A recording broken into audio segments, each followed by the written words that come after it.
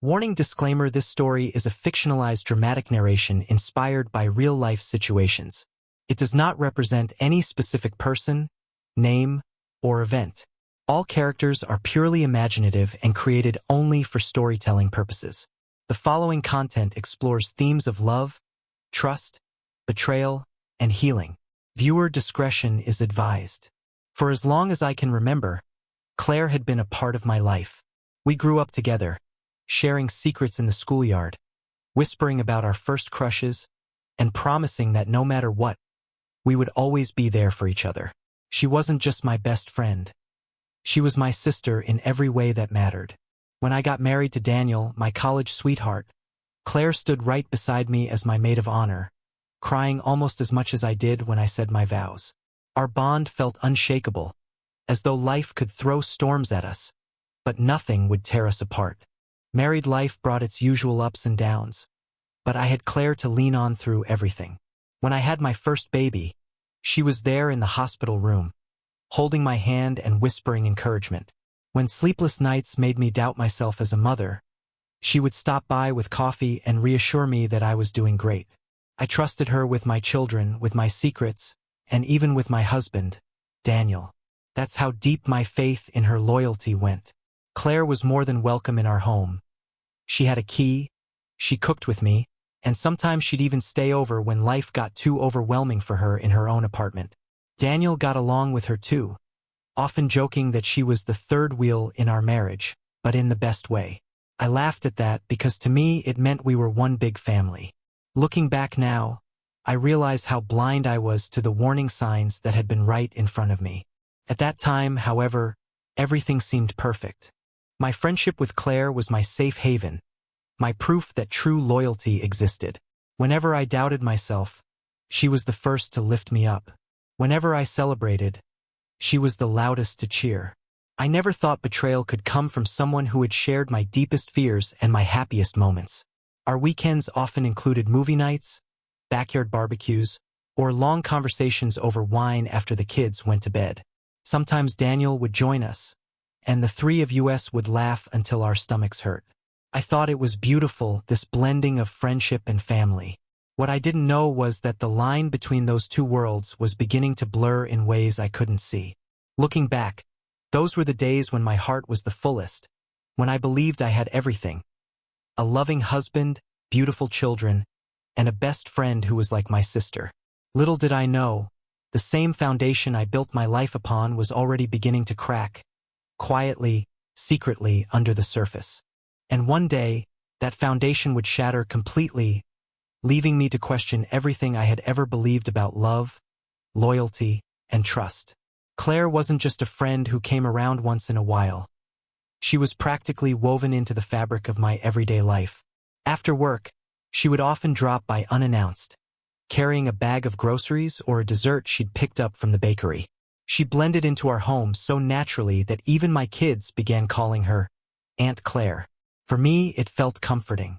Having her around was like having another layer of protection, another set of hands, another heart that cared for me and my family. She was there for every milestone. Birthdays, anniversaries, even the smallest celebrations. Claire was always front and center. I used to think it was beautiful, how she gave so much of herself, how she filled the spaces I couldn't always fill as a wife and a mother. If I had to stay late at work, she would pick up the kids. If Daniel was feeling under the weather, she would cook soup and drop it off before I even had the chance to ask. I convinced myself that this was loyalty, that this was love in its purest, most selfless form. Daniel often said how lucky I was to have her. Not everyone gets a best friend who's basically family, he would remind me. And I agreed with him. I thought I was blessed, having a husband who understood and respected my bond with Claire, and a best friend who cared for us as if we were her own. It never once occurred to me that the closeness I cherished could be slowly transforming into something dangerous, something that would eventually tear my world apart. Sometimes I even confided in her about my marriage. If Daniel and I had an argument, Claire was the first to hear about it. She'd listen patiently, nodding, always siding with me, always making me feel like I was right. I thought she was supporting me, But now I realized she was also learning everything about our marriage. Its strengths, its weaknesses, its cracks. She knew when Daniel and I weren't speaking. She knew when I felt lonely. She knew everything. There were little things I brushed off back then. The way her eyes lit up when Daniel laughed at her jokes. The way she volunteered to help him fix things around the house, even when I was there to do it myself. The way she dressed a little differently when she knew he would be home. Subtle, but enough that I noticed once or twice. I shook those thoughts away, telling myself I was imagining things. Because why would Claire, the woman I trusted with my life, ever betray me like that? In my heart, I thought I knew her better than anyone. I believed she was incapable of hurting me, incapable of stepping into the one space that belonged solely to me, my marriage. And so I kept trusting, kept welcoming her into our lives, blind to the storm that was building right under my nose. Looking back now, I can only wonder if she had planned it all along, or if it happened slowly, one secret glance at a time, until it was too late for me to stop it. At first, everything seemed as perfect as it could be. My marriage was steady, my children were growing, and my best friend was by my side through it all. But slowly, almost imperceptibly, small cracks began to appear in what I once thought was a flawless picture. It started with glances. I would catch Daniel looking at Claire a moment too long, his smile lingering as if caught in some unspoken thought. At first, I told myself I was imagining it. After all, they had always been friendly, and I had never once doubted either of them. But there was a difference now, a warmth in his gaze that was meant for me, not her. And when I noticed Claire looking back with the same subtle smile, my stomach tightened, though I quickly brushed it off. Then came the laughter. Inside jokes that I wasn't a part of, playful banter that seemed to exclude me. I'd walk into the room and find them laughing at something, only for the conversation to stop abruptly when I asked what it was about. Nothing, just a silly thing, Claire would say, and I would force myself to smile even though deep down, it hurt to be on the outside of a world they were slowly building together. The excuses followed. Daniel, who once rushed home after work, suddenly began working late more often. Claire, who used to call before visiting, started showing up exactly when Daniel was around, as though she knew his schedule better than I did. I reminded myself that I was overthinking, that stress and motherhood had made me paranoid. I wanted to believe in them, both of them, because believing otherwise meant tearing apart the life I had built. But doubt has a way of creeping in even when you fight it. I noticed Daniel growing more distracted at home. He wasn't cruel, he wasn't distant in an obvious way, but he seemed elsewhere. His eyes glazed during conversations, his phone always within reach, his mind far away even when he was sitting beside me. Claire, on the other hand, grew even more attentive. She would compliment me constantly, shower me with affection, as if to cover up something underneath. I remember one evening, walking into the kitchen and finding Claire standing very close to Daniel as he fixed a leaky faucet. Their shoulders brushed, and she laughed at something he whispered. The scene looked innocent enough, but the way she looked at him was not the way a best friend should look at another woman's husband. It was fleeting, but it pierced me like a knife. I told myself I was imagining things, that my friendship with Claire was too strong to be tainted by suspicion. But late at night, when Daniel turned away from me in bed, or when I replayed the little moments in my mind, the unease grew louder. I wanted so desperately to silence it, to believe that my life was still as perfect as I thought. But the truth was beginning to slip through the cracks, no matter how hard I tried to ignore it. Daniel was never a perfect man, but he had always been mine. In the early years of our marriage, I could feel his devotion in every small gesture. The way he kissed my forehead before leaving for work, the way he'd bring home my favorite flowers, just because, the way he laughed with our children and wrapped his arms around me at night as if I was the only woman in the world. Those little things kept our love alive, and I held onto them like precious jewels. But then, little by little, they began to disappear. Started subtly, so much so that at first I didn't notice. He stopped asking about my day. He stopped leaving his coffee cup in the sink for me to scold him about, a small habit I used to find annoying but oddly endearing.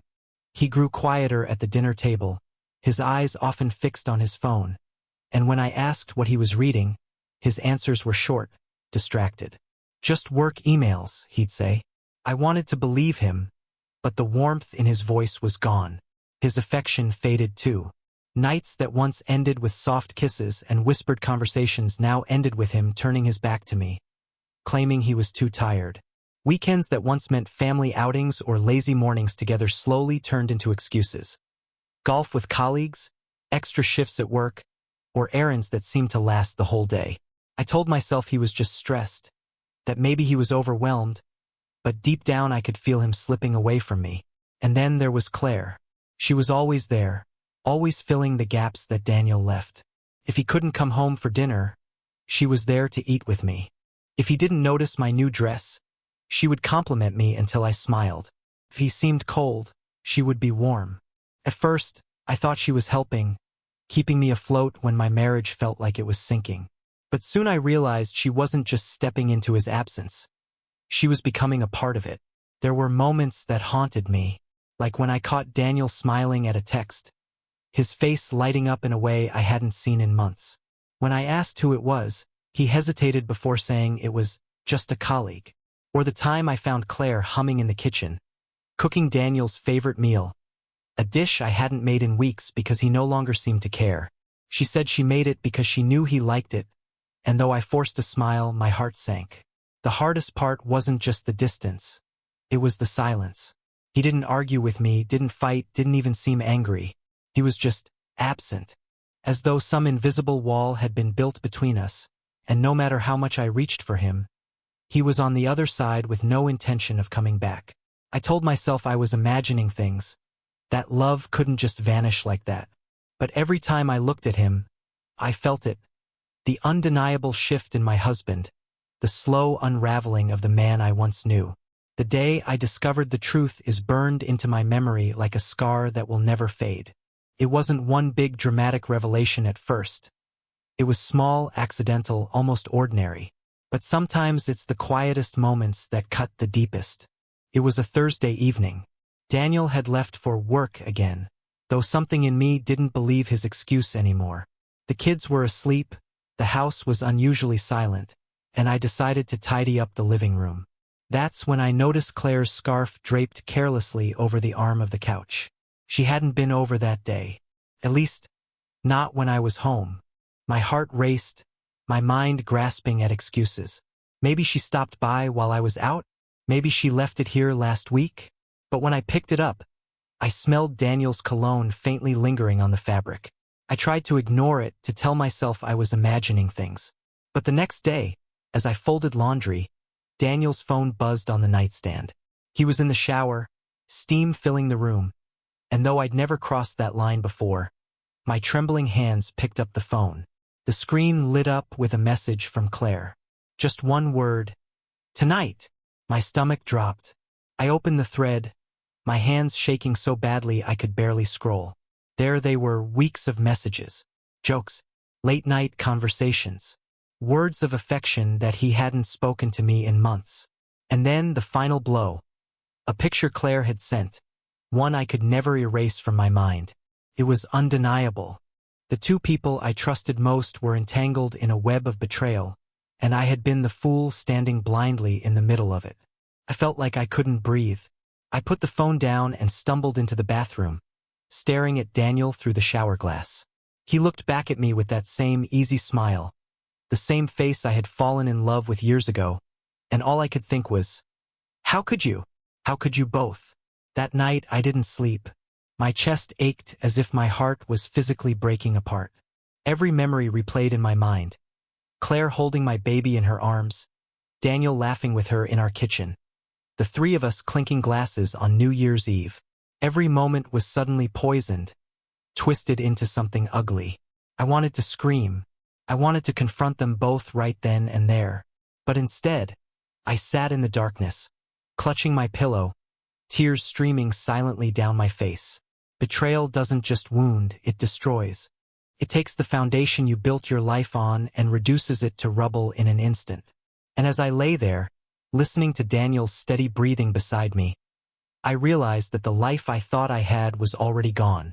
All that remained was the heartbreaking truth. The next morning, the air in the house felt heavier than usual. I moved through the motions, making breakfast for the kids, pouring Daniel his coffee, while my mind replayed every word from those text messages. My hands shook as I buttered the toast, but outwardly, I pretended nothing was wrong. Inside, though, a storm was raging. Finally, I couldn't hold it in any longer. After dropping the kids off at school, I asked Daniel to sit down with me in the kitchen. He seemed puzzled but relaxed, sipping his coffee like it was any ordinary day. I stared at him for a long moment, the silence stretching between us. Then I said, my voice trembling, "How long has it been going on with Claire?" His reaction was instant. His face drained of color, the coffee cup clattering against the table. He tried to laugh it off at first, denying, deflecting, insisting I was imagining things. But when I mentioned the messages, the late-night calls, the photo, his expression shifted. It was as if a mask had been ripped away, leaving only guilt and panic underneath. "Please, it wasn't supposed to happen," he stammered, running his hands through his hair. It just did. I didn't mean to hurt you." Those words, "I didn't mean to hurt you," cut deeper than any confession. Because betrayal isn't an accident. It's a choice, repeated over and over until it becomes a habit. And he had chosen her over me, over us, over everything we had built together. The tears came before I could stop them. My voice rose, shaking with anger and devastation as I demanded answers. Why her? Why my best friend? Was I not enough? But the more I pressed, the less he seemed able to answer. His excuses crumbled under the weight of the truth, and finally, he lowered his head in silence. That silence was more painful than any explanation he could have given. I left the table, retreating into our bedroom where I collapsed onto the bed. My body trembled uncontrollably, a mix of rage and heartbreak coursing through me. Moments later, Daniel followed, kneeling beside me, begging for forgiveness. He swore he still loved me, that he had made a terrible mistake, that he wanted to fix things. But the thing about trust is, once it's shattered, it can't simply be glued back together. Every time I looked at him, I saw Claire's face. Every time he touched my hand, I remembered those secret messages. The intimacy, the laughter, the shared moments. They had taken what belonged to us and turned it into something tainted. That night, I lay awake again, staring at the ceiling while Daniel slept beside me. His presence felt foreign, like I was sharing a bed with a stranger. The man I thought I knew, the friend I thought I could trust, they were both gone.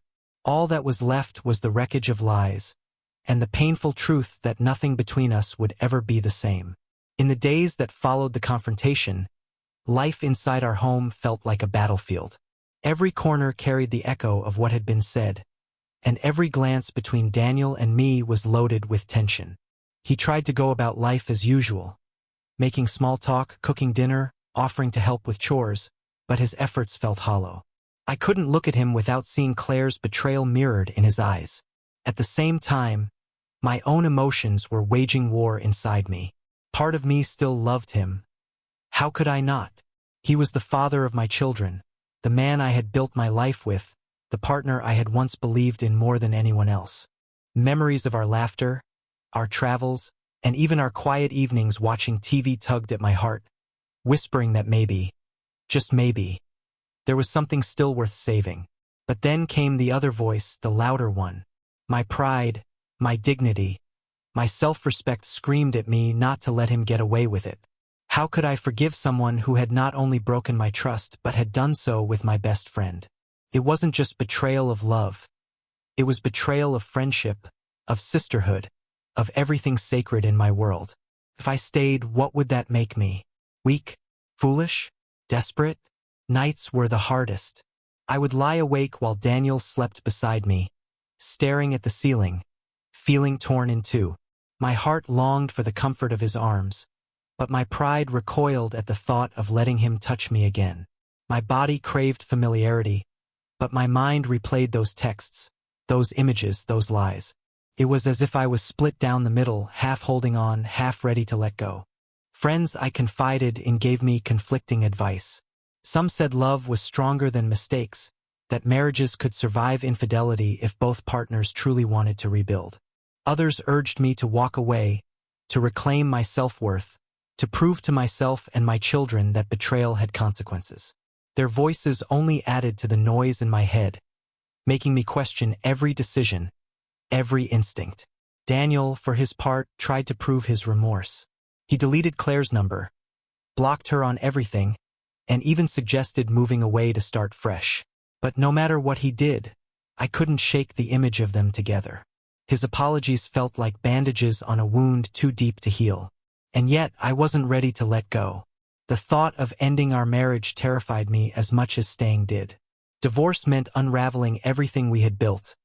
Our home, our finances, our children's sense of security. But staying meant living with a ghost in my heart, a wound that might never fully close. It was a battle between love and pride, and every day I woke up wondering which side would win. Was I a woman willing to fight for her marriage, or a woman determined to fight for herself? The answer, I knew, would change the rest of my life. The day I finally made my decision was not marked by fireworks or dramatic shouting. It came quietly, like the breaking of dawn after a long, stormy night. I woke up, looked at Daniel sleeping beside me, and realized I didn't feel the same anymore. Love was still there in fragments, but trust, the foundation of everything, was gone. And without trust, love couldn't survive. I got out of bed and stood by the window watching the sun rise. For the first time in weeks, I felt clarity wash over me. I had spent countless nights battling with myself, torn between the memories of what we once had and the reality of what we had become. But that morning, the choice felt simple. I had to choose myself.